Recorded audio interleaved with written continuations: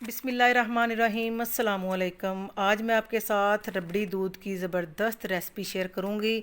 रबड़ी दूध दोस्तों जो बेकरियों में, मिठाई की दुकानों पर और रेस्टोरेंट के अंदर जो बनाया जाता है, इसको आप घर में बहुत ही आसान तरीके से और कम खर्च के अंदर आप बना सकते हैं।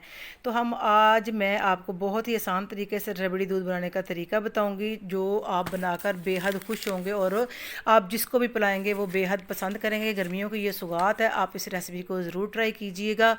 तो सबसे पहले हम एक बोल ले लेंगे, इसके अंदर हम 1.5 चम्मच खाने का तुहमे बलंगा ले लेंगे। तुहमे बलंगा किसी भी पंसार स्टोर से या किसी जनरल स्टोर से आपको ये आसानी के साथ मिल जाएंगे। इसको 1 कप पानी लेना है, इसके अंदर अच्छे से हमने भिगो लेना है और मिक्स कर देना है और इसको हम साइड पे रख देंगे ताकि ये अच्छे से फूल जाए। और नेक्स्ट स्टेप की तरफ जाते हैं।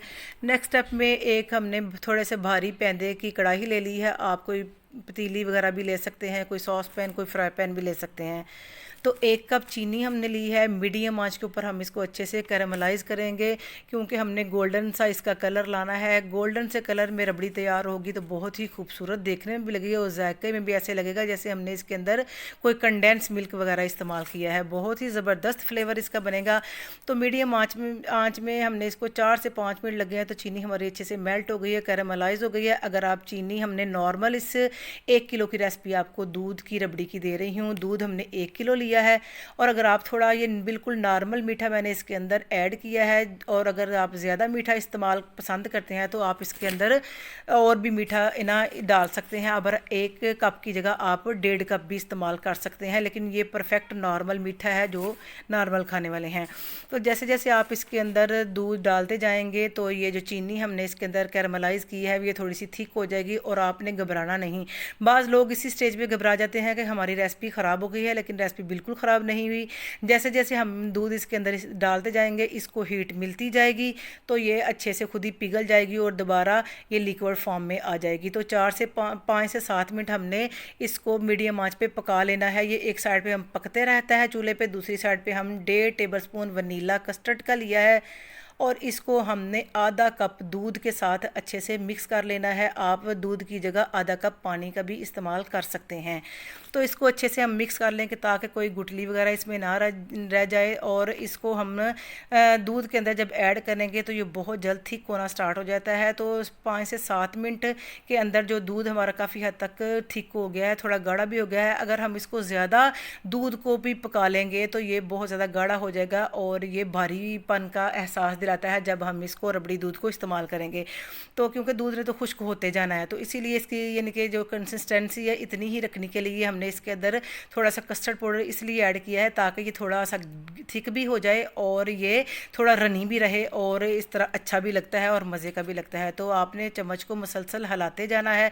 तो ये देखें कुछ कंसिस्टेंसी इसकी ज़बरदस्त की और लुकिंग वाइज भी देखें कितना गोल्डन सा प्यारा सा कलर आ गया है।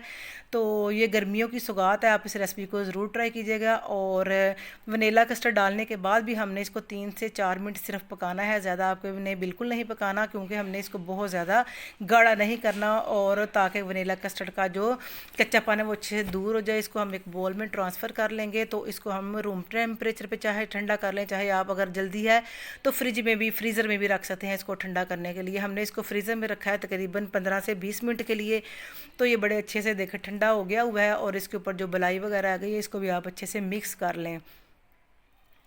तो इसी स्टेज पे अगर आपको वीडियो अच्छे लगे तो वीडियो को लाइक कर दें। अगर चैनल पर नए हैं तो प्लीज़ चैनल को भी ज़रूर सब्सक्राइब कर लिया करें और कमेंट शेयर भी ज़रूर किया करें। और जो तो हमें बलंगा हमने भिगो कर रखी थी इसके अंदर ऐड करके अच्छे से मिक्स कर लेनी है ताकि इसके पार्टिकल्स जो हैं वो अलग-अलग हो जाएं और तमाम इसके अंदर आ जाए। और जितना आपने ठंडा रखना है उतनी आप इसके अंदर आइस यानी कि बर्फ़ वगैरह इस्तेमाल कर सकते हैं।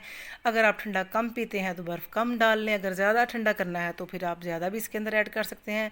और थोड़े से इसके अंदर हम ड्राई फ्रूट जो हैं उनको बारीक स्लाइस में कट करके वो भी इसके अंदर ऐड कर देंगे। ऑप्शनल है, अगर हैं तो डाल लें, नहीं हैं तो स्किप भी कर सकते हैं, लेकिन अगर डाल लेंगे तो फिर ये ताकत का ख़जाना है।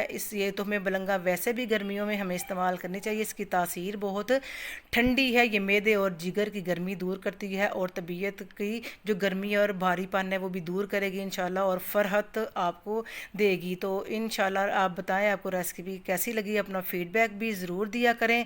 तो ये 5 से 4 गिलास ये हमने बड़े साइज़ के लिए हैं। अगर आप नॉर्मल साइज़ लेते हैं तो फिर ये 7 से 8 गिलास ज़रूर आपका रबड़ी दूध तैयार हो जाएगा। तो इंशाल्लाह कैसी लगी आपको रेसिपी, नई रेसिपी के साथ फिर हाजिर होंगे। तब तक के लिए अल्लाह हाफिज़।